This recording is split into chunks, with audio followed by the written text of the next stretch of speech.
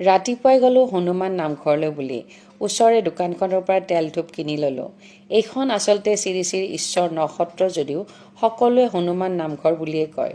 ৰাতিপুৱাৰে পৰা ভক্তসকলৰ অগণন ভিৰ। বাবাই অঁকা ৰাম আৰু হনুমানৰ ফটোখন বন্ধাই মেলি আজি ভগৱন্তৰ ওচৰত দিম বুলিয়েই লৈ গ'লোঁ। আইসকলৰ ৰাতিপুৱাৰ নাম প্ৰসংগ চলিয়েই আছে।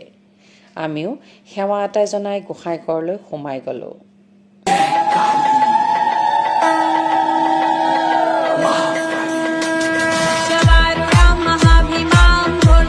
বাবা আৰু মই দুয়োজনে গোসাঁইৰ ওচৰত সেৱা এটা জনালোঁ।